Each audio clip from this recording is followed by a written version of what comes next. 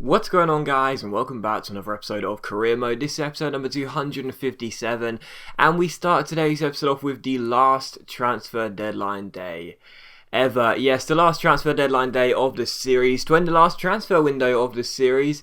Kind of sad to think that we'll never make transfers again after this, and in this transfer deadline day it does go by quite quickly, so feel free to pause the video at times if you want to make sure you can check out for definite what we're doing. The reality was we still had, quite a bit of money left. But, I didn't really think we were going to be able to get the one target we were after. And, of course, that was Ronaldo's regen. We made a bit of business. We sold our goalkeeper and brought another one in to try and raise a few more £1 million just to try and see if we could bring in Ronaldo's regen. But I couldn't see it happening. Of course, Getafe, they won, I think it's £69 million. And I'd found two other regens as well. You just saw Ibrahimovic's regen there, Escalainen, and also Philippe Lahm's regen as well.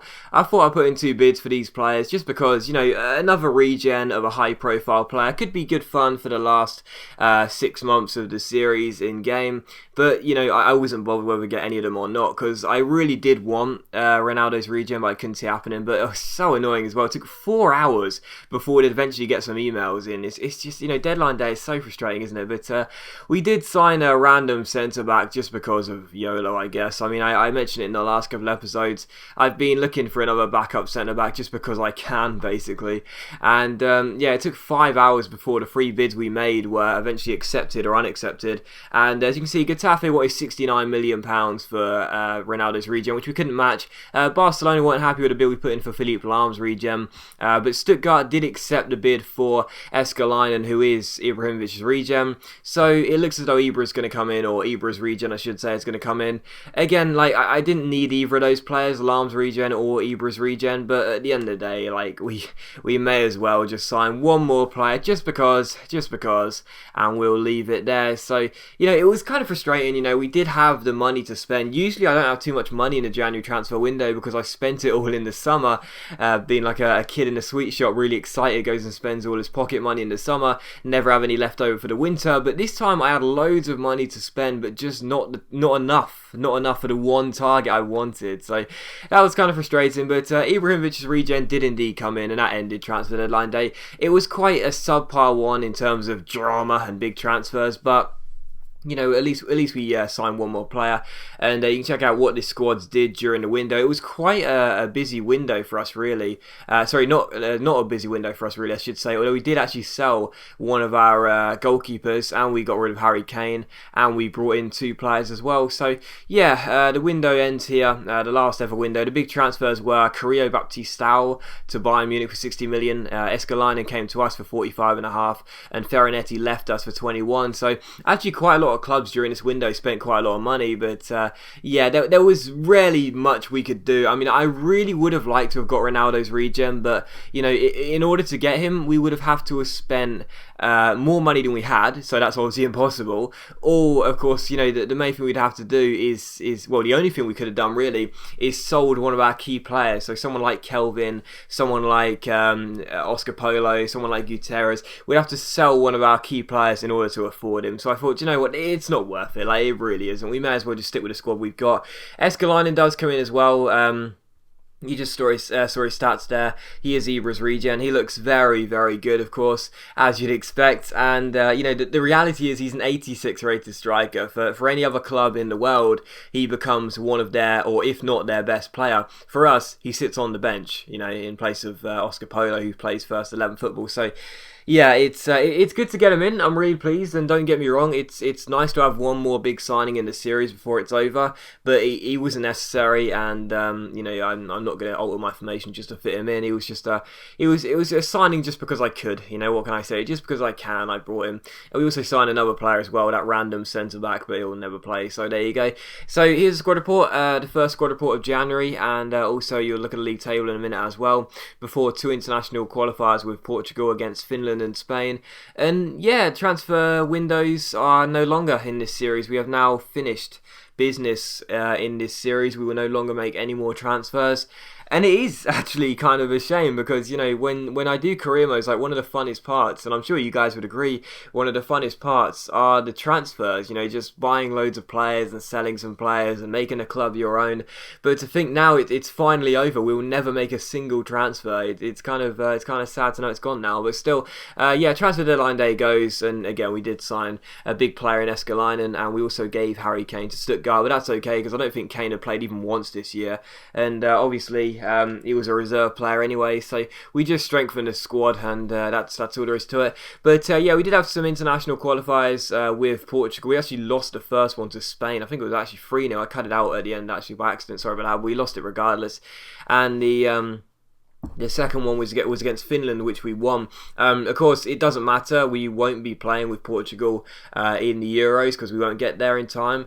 But yeah, even so, I might as well. You know, I've got to include them anyway, don't I? But that was some international qualifiers there, and we also saw that Glenn Robinson has put in a transfer request 7 days after the transfer window shut, which is just brilliant logic, isn't it? Absolutely brilliant logic. I'll wait until this transfer window's over, then I'll hand in my transfer request. That will show the manager. Yeah, Robinson hands in a transfer request because he hasn't been playing of late, which is not a real surprise. I mean, he came here, he cost us like 30 to 40 million pounds, and I said it was going to be a big signing for us. It never really worked out, but even so, he's a bench player now. He does play quite often in the midweek, but he wants to leave, and the reality is he can't.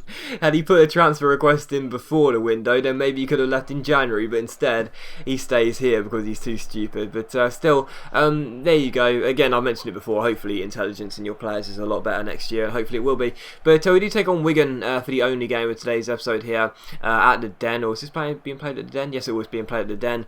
We take on Wigan at the Den, and Wigan, of course, a side currently hovering in and around the relegation zone this year, so we'd expect to win this game quite comfortably. However, we did actually concede a penalty in the 22nd minute. Kevin Bartley brought his man down, and I didn't know whether to complain about this or not, because I thought it was quite debatable personally. As you'll see on the replay, he does barge into him quite heavily, but there isn't actually any contact other than the upper body. The legs don't intertwine, the legs are fine.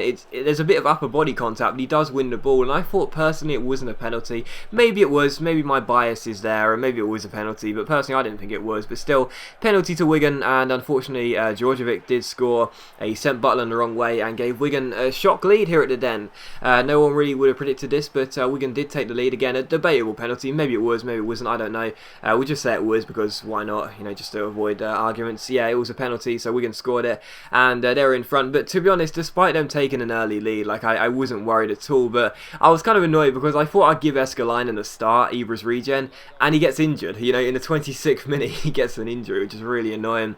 And from that, Oscar Polo collected the ball, took it around McGlashan and crossed it in, and a header by Suso went wide. But yeah, Escalainen, the first thing he does for us in a Millwall shirt is get an injury. That's kind of annoying. It's a sprained knee, and although he actually completed this game, he will be out for 3 weeks, so there you go.